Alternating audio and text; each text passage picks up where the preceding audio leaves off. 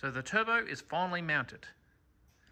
So it's not in its final state here. There's still a lot of manufacturing to do, but this turbo manifold is pretty well done. Got a few ugly big welds, but just ignore them.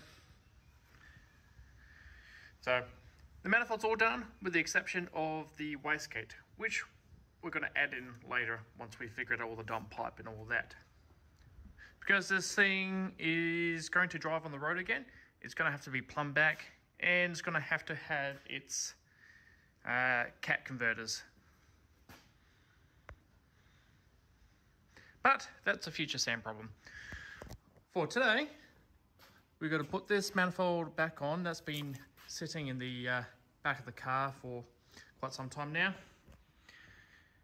And the next part is to mount my transmission crossmember back to transmission and mount it into the car.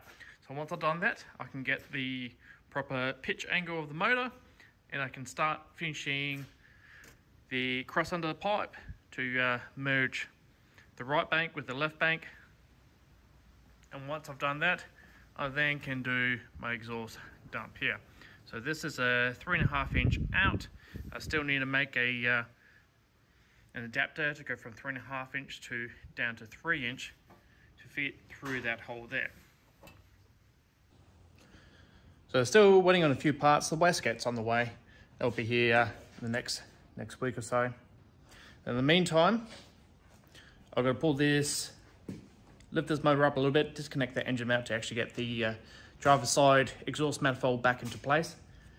And once that's done, hopefully the paint on this cross member here dries up. So I've just cleaned that full of rust, treated it, did all that before we put it back on the transmission itself.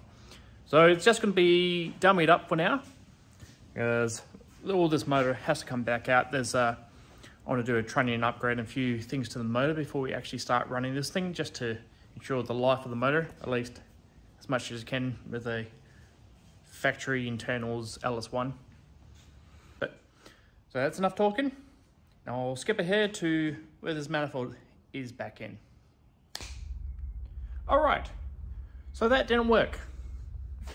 As you can see, the motor's now out of the car.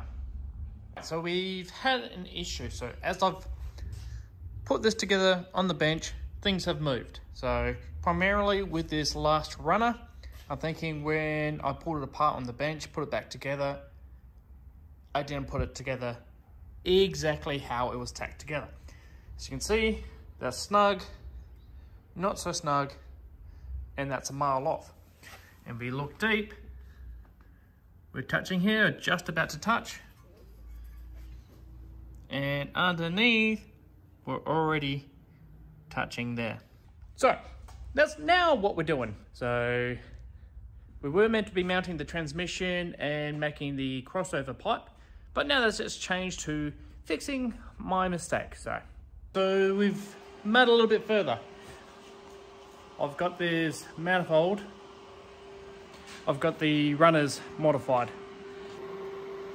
As you can see, it's got a bit of a weird loop going on there. So there's an extra couple bends it probably didn't need if I just did that from the start. But this is where we are. It'll work. Not the prettiest thing, but being my first manifold, it was never going to be pretty. So it just needed to be functional. So there's still a bit of welding to go on that, but that's going to be it for this episode. For those who've been waiting for the next installment of this, I'm sorry. There's been quite a few changes going on. So I've just had a new kid, so that took the priority for a while.